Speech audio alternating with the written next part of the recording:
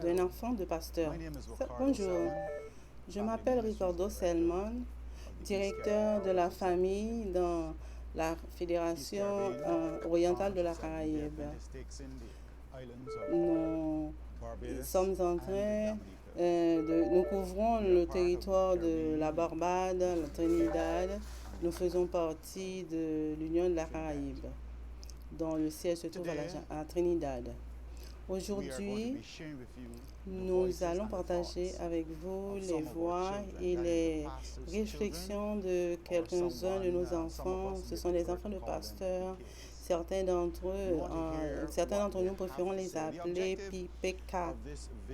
L'objectif de ce film est de donner à nos enfants de pasteurs, à travers la division, une compréhension, à savoir que les enfants de pasteurs partout font les mêmes expériences.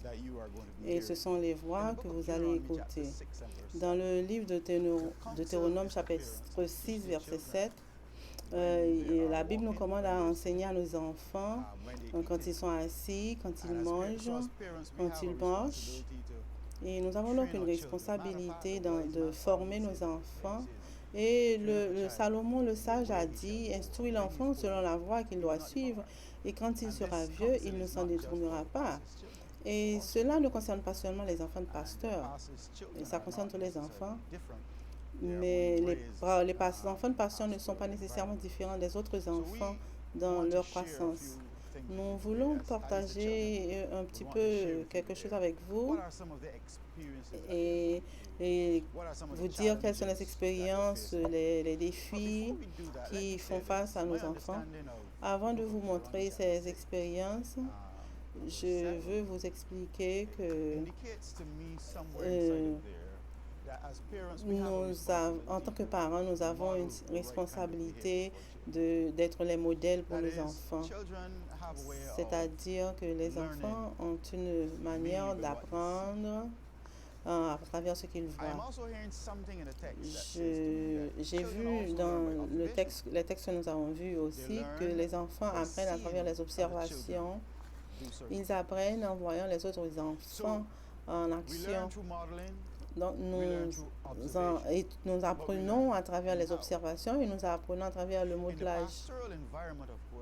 Dans l'environnement pastoral, évidemment, cela devient un petit peu plus difficile. C'est une plus grande responsabilité pour les parents de pasteurs d'entraîner leurs enfants dans la voie droite. Et en tant que pasteur, ce que j'ai toujours fait avec mes enfants personnellement, c'est de trouver un moyen de les guider afin qu'ils puissent comprendre les autres enfants autour d'eux. Et car tous les enfants sont à peu près les mêmes. Ils ont tous faim, ils ont soif, ils ont besoin de manger, ils ont besoin de dormir. Ce sont des enfants. Et en étudiant la Bible, nous voyons que la Bible, les enfants sont des présents de la part de Dieu. Donc, il n'y a pas de différence si vous êtes né dans une famille pastorale ou non. Vous êtes un enfant de Dieu, vous êtes un héritage spécial. Et la Bible nous déclare quelque part que l'environnement qui est créé à la maison est important et c'est ce qui peut vous permettre d'être heureux et de vous aider à grandir. Donc j'ai l'honneur de partager avec vous ces quelques mots. J'espère que Dieu vous bénira et vous enrichira alors que vous regarderez ce film et que vous apprendrez des autres enfants et que vous aurez le courage et la puissance de vivre votre vie comme des enfants de Dieu. Que Dieu vous bénisse, que Dieu bénisse vos familles. De la part d'un enfant de pasteur. Je m'appelle Tamara et je suis la fille de pasteur. Je m'appelle Licia, mon père est pasteur. Je m'appelle Rikaline, mon papa est pasteur. Je m'appelle Paul, mon papa est aussi pasteur. Y a-t-il des avantages à être enfant de pasteur? Oui, je dirais que l'un des avantages serait que l'on rencontre beaucoup de personnes. Ça, c'est ma réponse. Il y a beaucoup d'avantages, mais comme un enfant, vous ne les voyez pas vraiment. Et les gens mettent sur vos épaules des attentes difficiles, mais en grandissant, j'ai compris que j'ai aussi vraiment une responsabilité et de vivre ma vie d'une manière à être un modèle. Et en ce faisant, ça m'a permis de grandir spirituellement. J'ai compris que je devais être responsable de mes actions et c'est pas quelque chose qui est facile. C'est après quelques années que l'on réalise l'importance de cela. Et quand j'ai eu 20 ans, moi, c'était comme ça pour moi.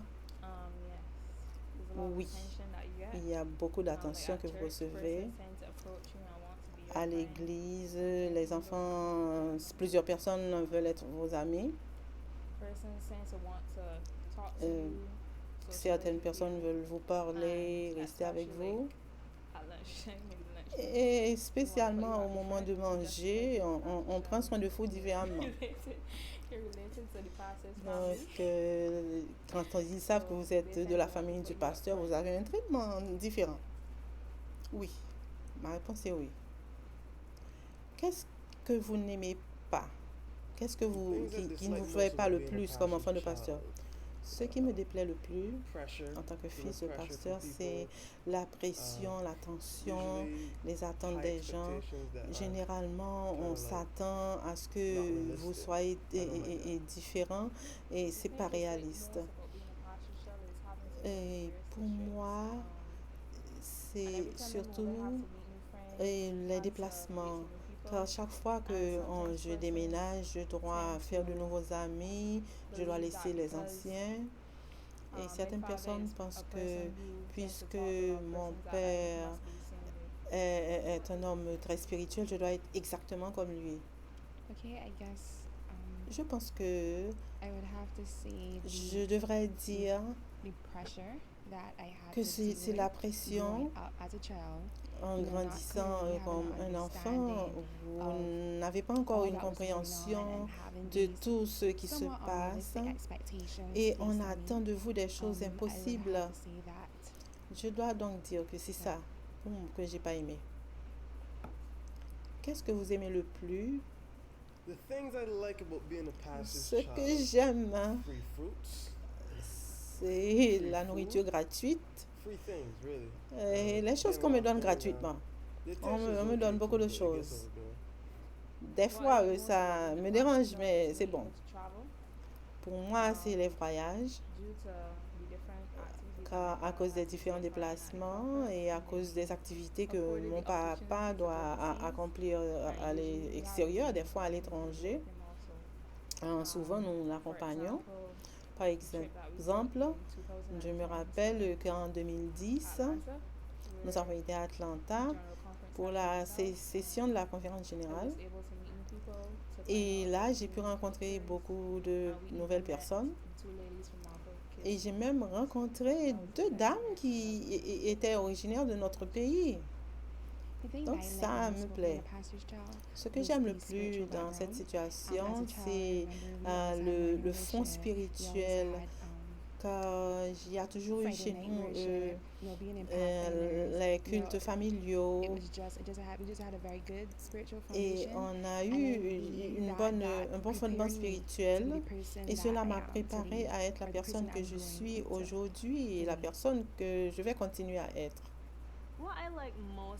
Ce que j'aime le plus en tant qu'enfant de pasteur, c'est que j'aime beaucoup aller me déplacer, de rencontrer des différentes personnes d'horizons sociaux différents. Et ça a été une bonne chose pour moi, de rencontrer toutes ces personnes-là. Est-ce que l'attention vous dérange? Ça ne me dérange pas vraiment. Des fois, il y en a trop.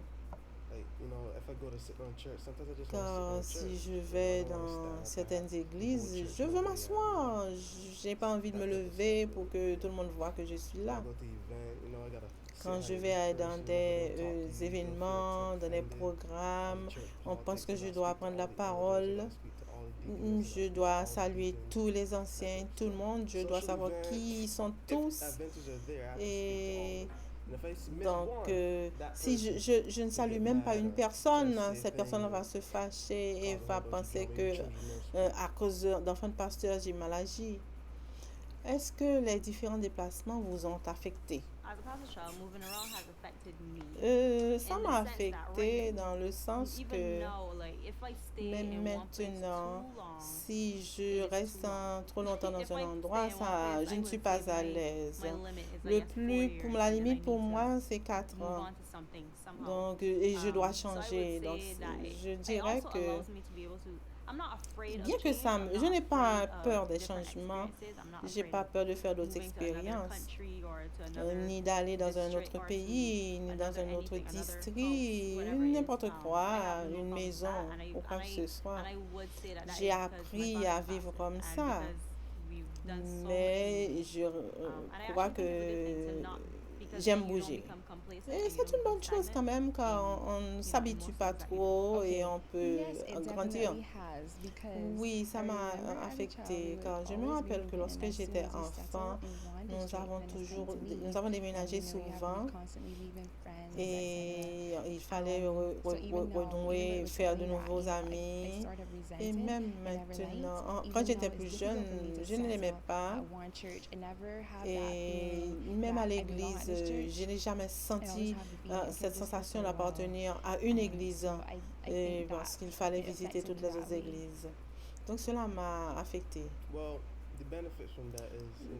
Le bénéfice de ces changements, c'est que j'ai rencontré beaucoup de filles et j'ai pu avoir des amitiés avec beaucoup de personnes. Donc il faudrait donc essayer de capitaliser dans ces différents déplacements au lieu de faire que ce soit des barrières. Il n'y a pas de limite à tout ce que vous pouvez faire. Il y a des avantages et des désavantages. Les avantages sont que vous rencontrez de nouvelles personnes et vous ouvrez vos horizons et vous pouvez entrer quelque part et commencer à comprendre déjà les gens, voir ceux qui ont une expérience limitée ou des points de vue limités. Mais vous ne voulez pas être vous-même, avoir des idées, des points de vue limités. Et donc, les déplacements vous permettent d'étendre votre esprit, d'ouvrir vos horizons et de voir les choses de plusieurs manières. Et c'est beaucoup mieux, beaucoup plus riche que quelqu'un qui a toujours vécu dans un seul endroit. Donc, je pense que les enfants devraient prendre avantage de cela, de cette opportunité. Je pense que si je devais changer, je ne changerais pas.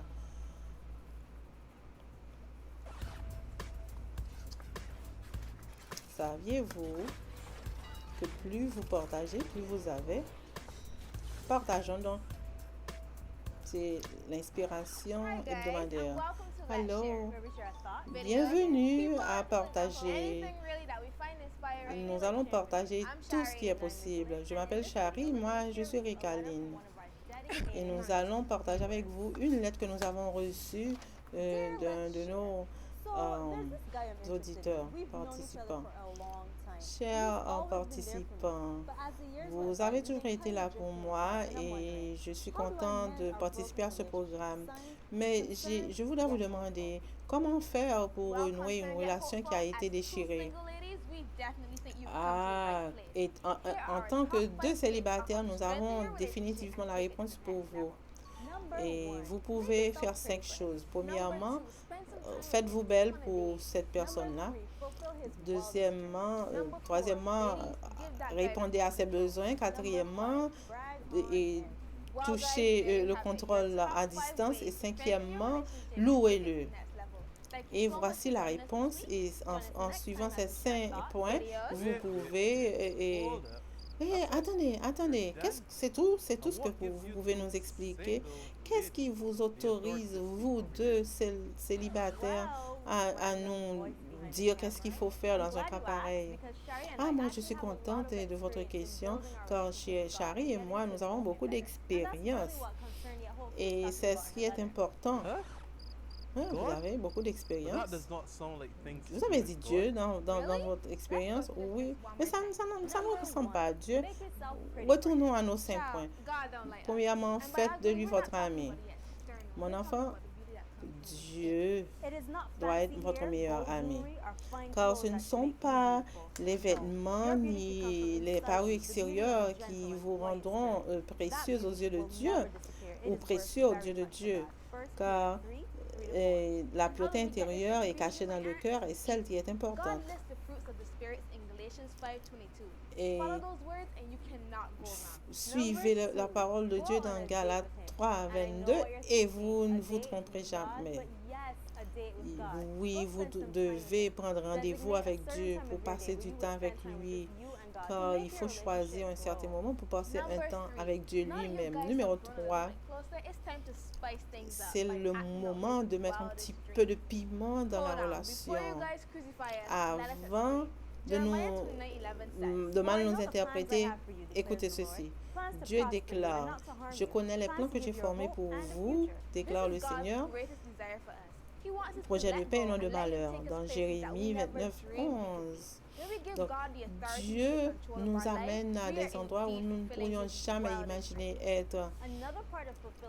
Une autre partie d'accomplir les rêves, c'est le numéro 4, c'est en donnant à Dieu l'utilisation du guide de contrôle à distance. Et le psalmiste a dit, je ne mettrai jamais devant mes yeux quelque chose, le mal. Donc c'est pourquoi il faut éveiller à ce que nous regardons, ce que nous écoutons, ce que nous lisons. Et le dernier, dites à tout le monde ce qu'il y a dans la relation avec Dieu. Tout comme vous connaissez quelqu'un, vous voulez être fier de cette personne et vous voulez que cette personne soit fière de vous, c'est la même chose avec Dieu. Ainsi donc, voici.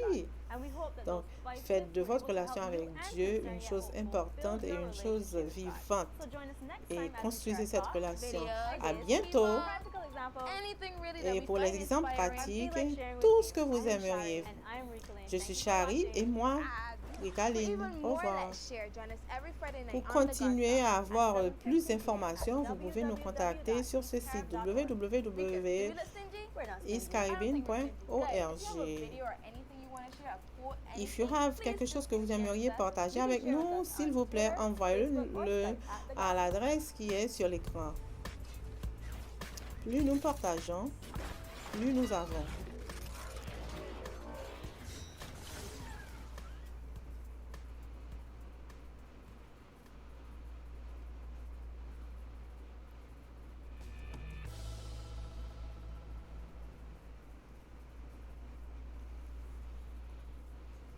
Est-ce que le pasteur a accompli des tâches à la maison comme les autres parents?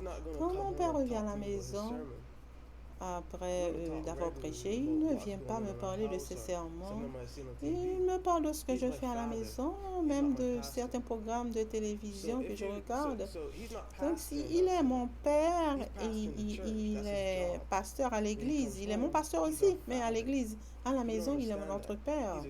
Et il le comprend. Et évidemment, ce père-là a des valeurs chrétiennes, mais c'est un père. Et il va faire des erreurs, il va commettre, je vais en commettre aussi, mais c'est mon père. Est-ce que les pasteurs devraient continuer à avoir des enfants? Je pense que les pasteurs devraient avoir des enfants. C'est bien que des fois ça peut être difficile. Et en tant qu'enfant de pasteur, je réalise combien le Seigneur m'a béni. Et je sais que Dieu m'a connu à l'avance. Il savait tout ce qui me serait arrivé. Et je crois qu'il m'a placé dans une famille pastorale pour une raison. Et être dans une famille de pasteurs signifie quelque chose d'important. Et je suis en train de grandir dans la personne que je devrais être. Et ça m'aide à grandir dans une famille de pasteurs, comme enfant de pasteur. Et oui, c'est très difficile, c'est un défi. Et Dieu a mis les enfants dans la vie du pasteur pour des raisons. Et certains enfants peuvent avoir des ressentiments, mais cela peut aider à aller au ciel. Comment vous sentez-vous quand les gens traitent les enfants de pasteurs différents? Je pense que les gens m'appellent toujours comme la fille du pasteur et jamais comme moi-même. Ils ne me voient pas comme la personne que je suis moi-même. Donc, il n'y a pas. Donc, ça me blesse. C'est très difficile pour établir votre propre identité, car vous êtes généralement connu comme l'enfant de pasteur un tel. Et oui, c'est vrai. On vous connaît comme l'enfant de pasteur un tel, mais pas comme vous-même. Quelqu'un qui aime dessiner, qui aime sourire, qui aime aider les gens. C'est quelque chose que vous devriez développer vous-même et vous devriez travailler ardument pour y arriver, car cela ne vient pas de soi. Donc, oui, je suis. Parce que les gens, c'est comme ça, vous êtes la fille du pasteur et j'ai une boîte pour vous. À cette étape, ça ne me dérange plus. Oui, je suis arrivée à ce point-ci, pas facilement, mais j'y suis arrivée. Ça n'a pas d'importance que les gens me voient seulement comme la fille du pasteur. Je pense que c'est normal, car je sais qui je suis. Je suis sa fille, mais je suis moi-même aussi. Donc, c'est la plus important, le fait le plus important pour moi. Les gens doivent savoir qui vous êtes. Et c'est très difficile d'avoir votre propre identité. Mais vous devez comprendre que être enfant de pasteur fait partie de votre identité. Ce n'est pas votre identité complète, mais vous devez le comprendre. Pensez-vous que vous devriez travailler plus difficilement que les autres personnes pour établir votre identité? Oui, bon, je pense que dans notre fédération, c'est encore plus difficile. Quand les gens me rencontrent, s'ils me connaissent comme la fille de mon père, le plus souvent, ils ont toujours un message à donner à mon père. Ils ne me prennent même pas le temps pour apprendre mon prénom. Il m'appelle, me salue comme pasteur, la fille de pasteur Salmon. Mais moi, je réponds toujours, mon prénom est une telle, Ricaline. Donc, c'est difficile de former votre propre identité quand les personnes ne vous connaissent pas et ils vous empêchent des fois de former votre identité pour vous-même. Et c'est pas intéressant. Croyez-vous que l'horaire du pasteur lui donne le temps d'être avec ses enfants?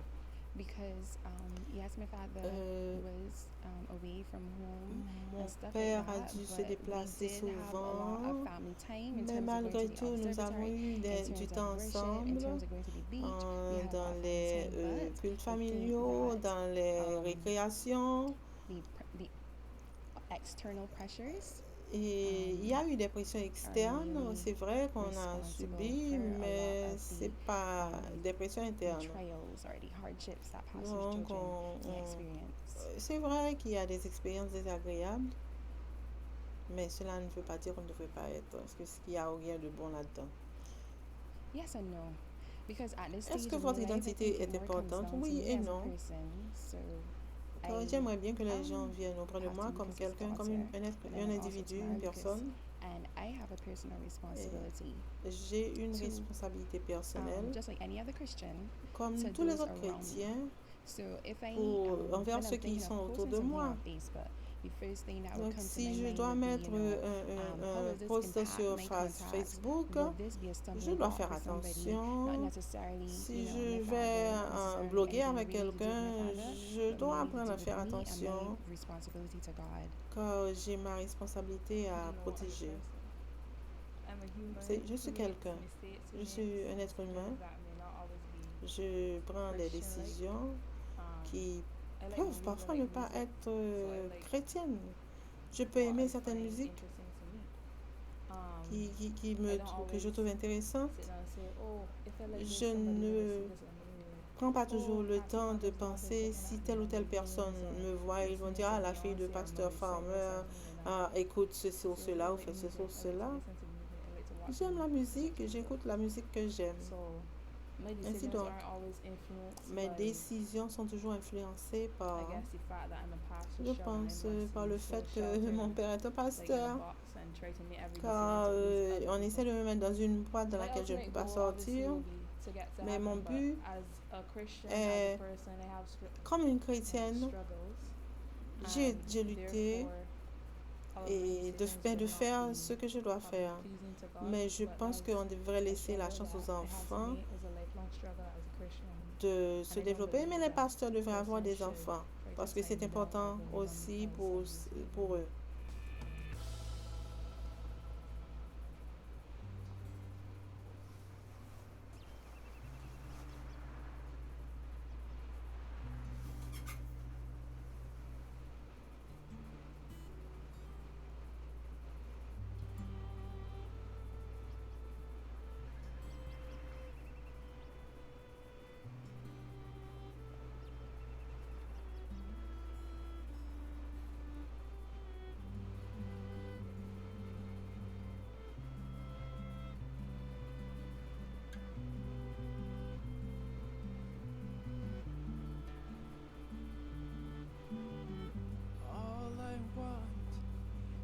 Get over this bridge.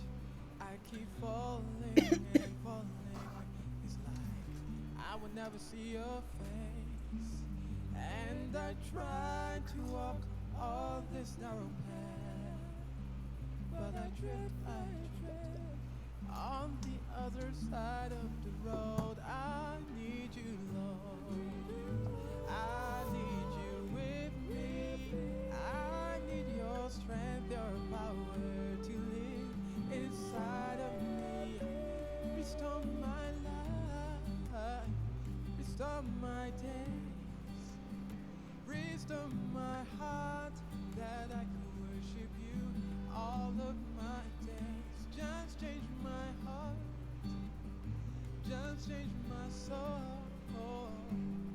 Change me, Lord, I can't do this anymore.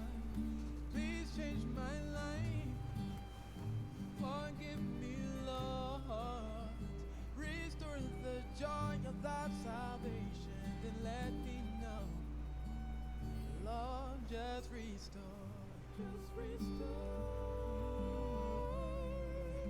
Lord, just restore.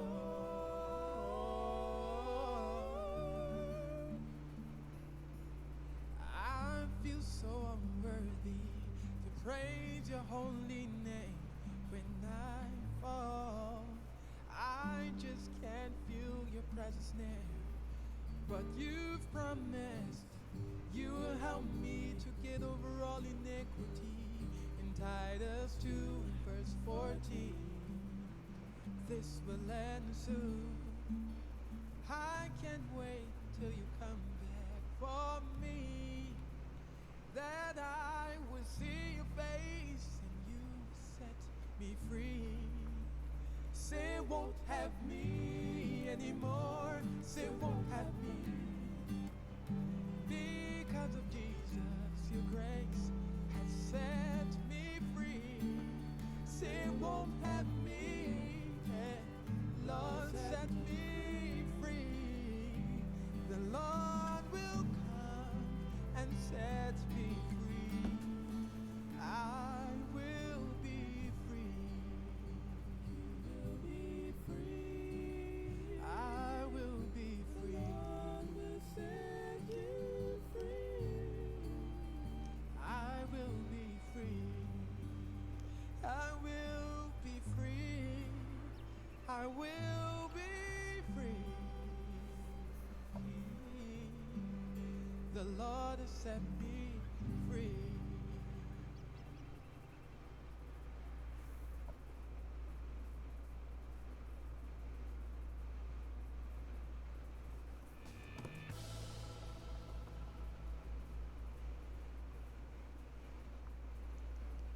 Est-ce que les enfants devraient être traités comme tous les autres enfants, les enfants de pasteur? Bien sûr, le traitement devrait être pareil. Généralement, quand vous entrez quelque part, ils vous regardent et disent, ah, ce sont les enfants de pasteur, ah, eux, ils sont sages.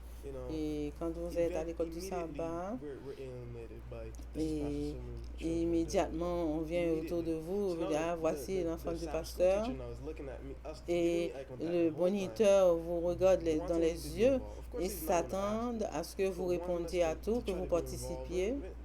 Mais notre désir, c'est d'être comme tout le monde.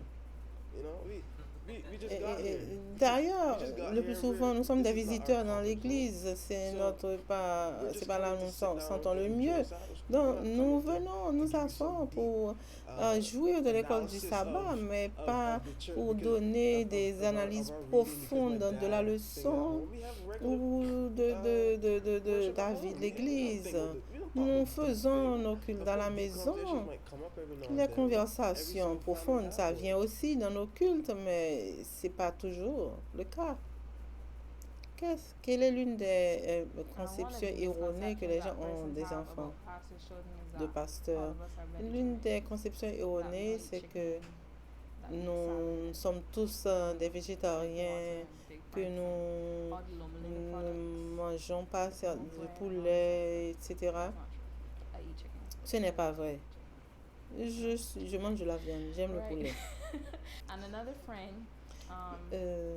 Une autre chose, j'ai une amie qui n'est pas adventiste et elle pensait que je devais seulement lire la Bible 24 heures sur 24 et je peux vivre comme tout le monde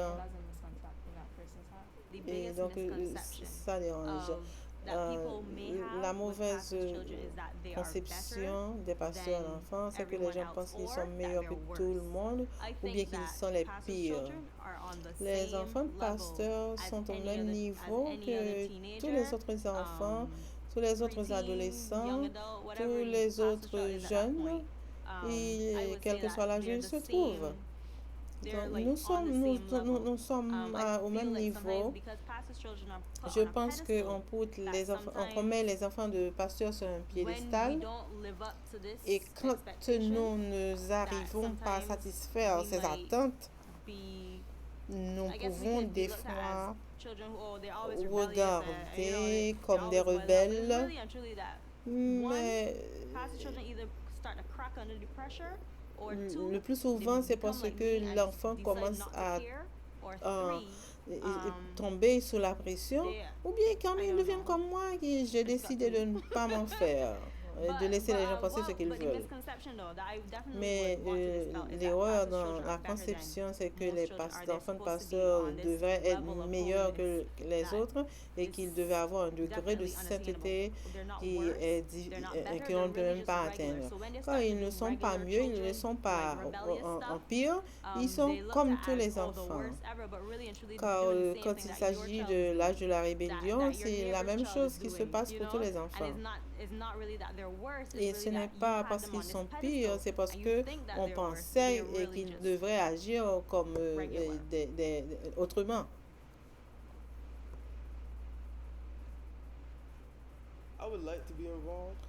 J'aimerais bien participer à des activités dans l'église. Mais les gens doivent comprendre que c'est pas parce que mon père est pasteur que je vais utiliser et avoir plusieurs fonctions dans l'église. C'est pourquoi quand je vais dans certaines églises, je préfère aller comme ça dans une église au hasard où je ne vais pas souvent. Et je n'aime pas faire ça vraiment, car quand j'arrive comme ça à l'improviste, le niveau d'attention que l'on m'accorde me dérange. Donc ils pensent que j'aime bien être là où l'on me connaît, on sait qui je suis, on ne s'attend pas à quoi que ce soit de moi, je participe, mais je ne suis pas obligée de faire certaines choses. Et quand vous commencez à parler aux gens et que vous entrez en contact avec eux et qu'ils voient que vous êtes une personne normale, donc ils vous acceptent pour qui vous êtes. Y a-t-il quelque chose que vous aimeriez que les membres d'église sachent?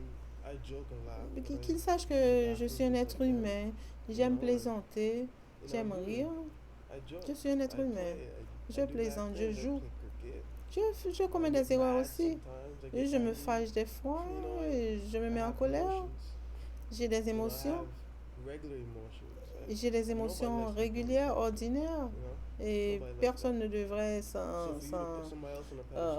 être étonné. Donc, certaines personnes doivent comprendre que quand nous aimons quelque chose, ils ne devraient pas continuer à le faire.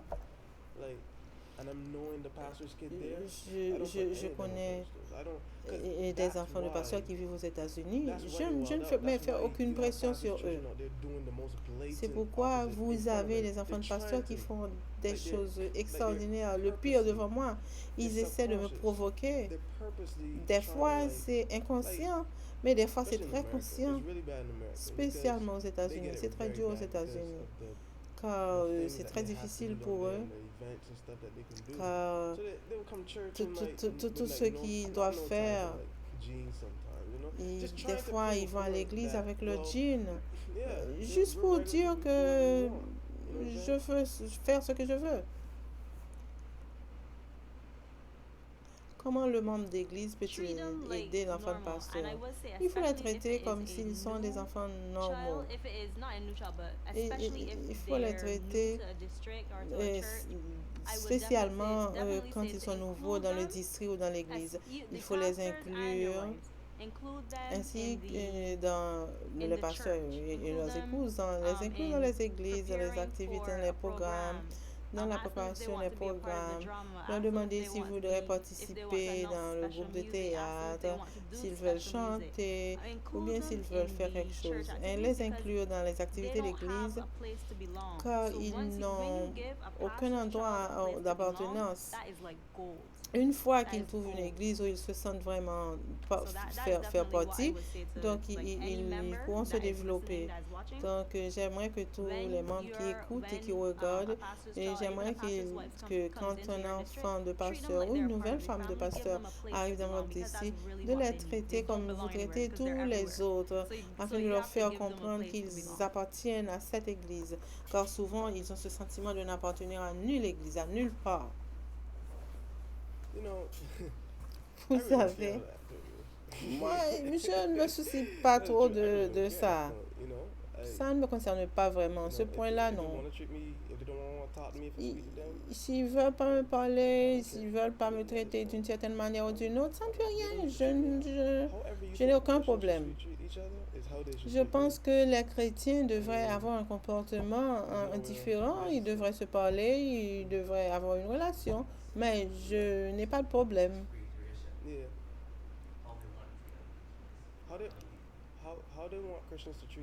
Comment j'aimerais qu'un chrétien me traite? Non, mais c'est comme vous aimeriez qu'un autre chrétien vous traite. C'est la réponse.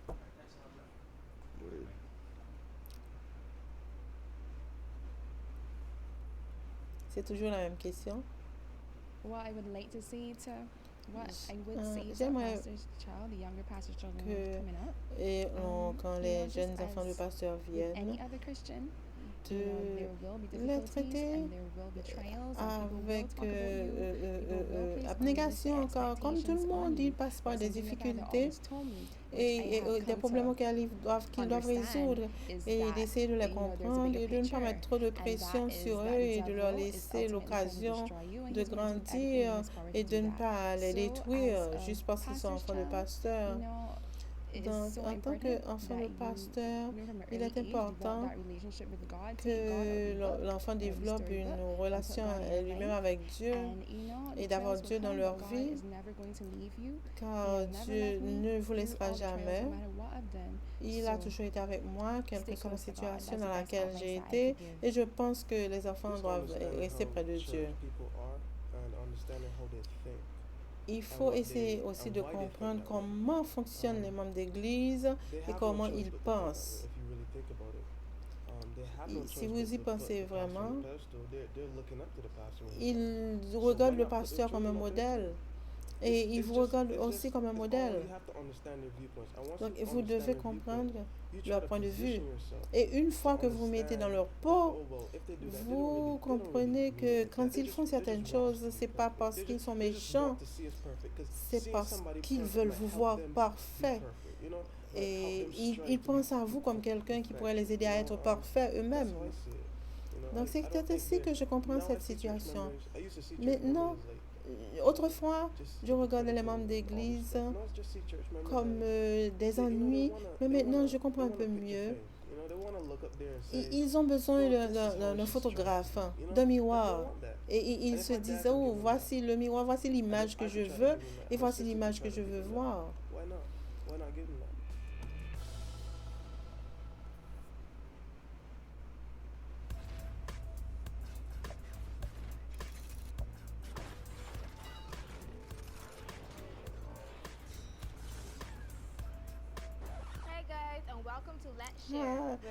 Ah, bienvenue à partager.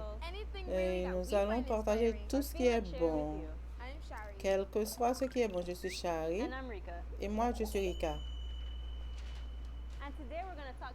Aujourd'hui, nous allons vous parler des tribulations. Seigneur, il paraît que tu ne veux pas m'écouter. Je prie chaque matin. Je fais tout ce que je dois faire. Je commence le sabbat chaque soir, chaque vendredi à 7h15. Mais je ne vous vois pas travailler dans ma vie. Je ne te sens pas présent dans ma vie. Très bien, Dieu. Essaie bien de me comprendre. Tous mes enfants sont mariés. Tous mes amis sont mariés ou sont prêts de se marier. Et moi, je suis là comme ça. Je ne sais pas qu'est-ce qu'il y a. Où est ton plan pour moi? Seigneur, je suis venue auprès de toi de nouveau. Et je ne comprends pas qu'est-ce qu'il y a. Cet ami que j'ai. L'église devient difficile pour moi. Je ne sais pas si je peux continuer. C'est bien, Dieu. C'est très difficile. J'essaie de lire la Bible. J'essaie de faire les leçons d'école du sabbat. J'essaie d'aller à l'église. Et Seigneur, j'essaie de faire le mieux pour ouvrir le sabbat à l'heure le vendredi. Je ne mérite pas d'être dans ton église. Je ne mérite pas d'être autour de toi ou autour de ton peuple. Seigneur, j'ai besoin de toi. Je n'aime pas ma vie. Des fois, vous vous sentez comme ça. Vous sentez que les tentations viennent à droite et à gauche et que Dieu ne vous entend pas. Ou peut-être que vous ne comprenez pas que Dieu a un plan pour vous. Ou peut-être que vous pensez que votre vie n'en vaut pas la peine. Et nous aussi, nous avons ces sentiments. Oh, vous nous attendiez pour vous donner une réponse? Bon, nous n'avons pas de réponse, vous voyez. Nous n'avons pas de réponse.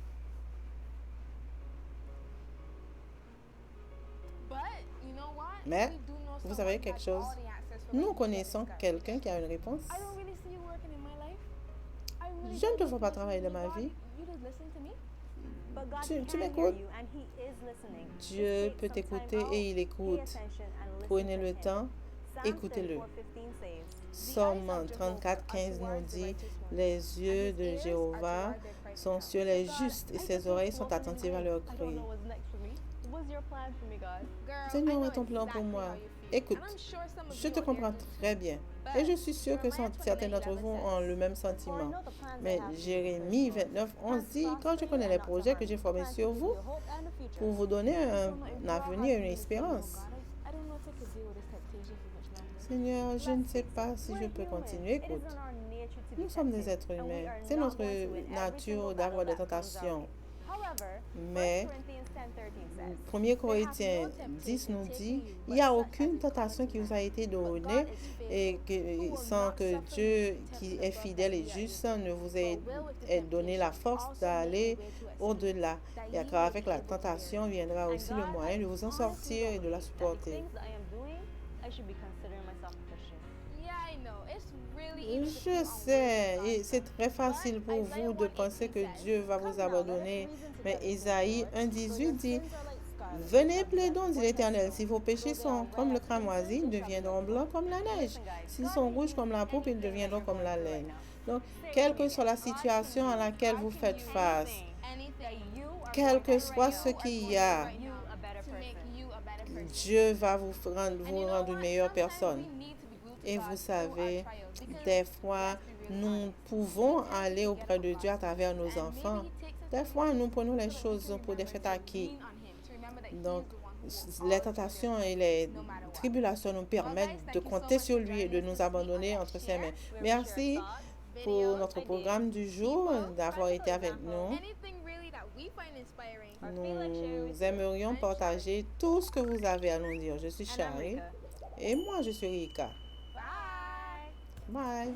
For even more Let's Share, join us every Friday night on the Godstock at 7:15 p.m. at www.eastcarib.org. Rika, do we look stingy? We're not stingy. I don't think we're stingy. Guys, if you have a video or anything you want to share, a quote, anything, please feel free to share it with us. You can share with us on Twitter, Facebook, or Skype at the Godstock.